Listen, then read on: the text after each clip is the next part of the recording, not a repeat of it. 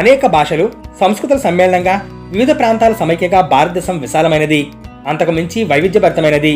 అలాంటి చోట హిందీ బెల్ట్గా రాజకీయ, ఆర్థిక జన వ్యవహారంలో పాపులర్ అయిన ప్రాంతం రాజస్థాన్, ఉత్తరప్రదేశ్, ఉత్తరాఖండ్, మధ్యప్రదేశ్, బీహార్, ఛత్తీస్గఢ్, జార్ఖండ్ రాష్ట్రాల భూమి. మహాజనపదాల కాలం నుంచి ఇవాల్టి వరకు భారత రాజకీయాన్ని, భౌతియాన్ని నిర్దేశించడంలో ఈ ప్రాంత ప్రాధాన్యం అంతా ఇంతా కాదు. చెప్పాలంటే మొత్తం దేశ విస్తీర్ణంలో దాదాపు 38%. అలాగే భారత జనాభాలో 42% పైగా ఇక్కడదే. దేశ పార్లమెంట్ సభ్యుల్లో 40% పైగా ఇక్కడ వారే. స్వతంత్రం వచ్చిన నాటి నుంచి దేశానికి 15 మంది ప్రధానమంత్రులైతే వారిలో సగానికి పైగా ఇక్కడ వారే. అయినా ఇప్పటికీ వెనకబడిన ప్రాంతంగా మిగిలి నిరాక్షరాస్యత, నిరుద్యోగం, అవినీతి, హింస తదితర జాడ్యాలతో సతమతమవుతుంది. దేశ వనరుల్లో అధిక భాగం ఇక్కడే ఖర్చవుతున్నా ఈ వెనకబడితనానికి కారణాలేమిటి అన్న ప్రశ్నకు జవాబుగా ఆ ప్రాంతంపై వివిధ కోణాల్లో వేసిన ఫోకస్ లైట్ గజాలా వహాబ్ రచన ది హిందీ హార్ట్ల్యాండ్. ప్రధానంగా 5 విభాగాలుగా సాగిన ఈ రచన కీలకమైన హిందీ ప్రాంతం ప్రత్యేకతను సంతరించుకోవడానికి దోహదం చేసిన చారిత్రక కారణాలను, అలాగే వెనకబాటు సహా సమకాలీన చరిత్రను ప్రతిఫలించే అక్కడి అనుభవాలను అందంగా గుదిగుచ్చింది.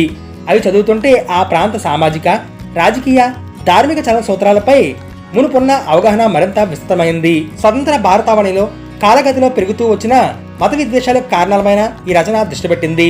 రచయిత్రి ప్రాథమికంగా పాత్రికేయులు కావడంతో ఇంటర్వ్యూలు, సంభాషణలు, స్థానిక పర్యటనలతో సమాచారం సేకరించి పరిణామాలన్నీ క్షేత్రస్థాయి నుంచి ప్రత్యక్ష సాక్షుల ద్వారా పాఠకుల కళ్ల ముందు ఉంచారు.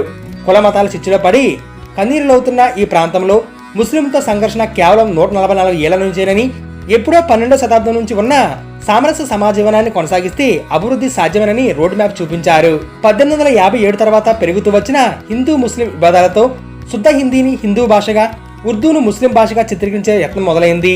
ఇటీవల బీజేపీ పాలిత రాష్ట్రాల్లో పోలీసు పరిభాష నుంచి ఉర్దూ పదాలను ప్రభుత్వాలు తొలగించడం దాకా అది జరుగుతూనే ఉందని చారిత్రక ఆధారాలతో తెలుసుకుంటాం. భాష, సంస్కృత పేరిట సాగుతున్న రాజకీయాలతో పాటు టాకీల తొలినాల నుంచి హిందీ చిత్రసీమలో అధిక భాగం రచయితలు, కవులు హిందీ బెల్ట్ నుంచి ముంబైకి వెళ్లేవారని ఆరోపించు చేసే వాస్తవం.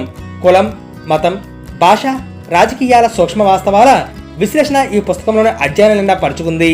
లౌకికవాదం అనే మాటను సైతం దోషంగా భావిస్తూ సామరస్యపూర్వక సాంస్కృతిక సమ్మేళిత జీవితాన్ని చెప్పే గంగా, యమున, తెహజీబులను తప్పుగా ఇచ్చే కాలానికి మన దేశం, ముఖ్యంగా హిందీ ప్రాంత ప్రయాణాన్ని ఆవేదనాభరితంగా బొమ్మతో కూడినది.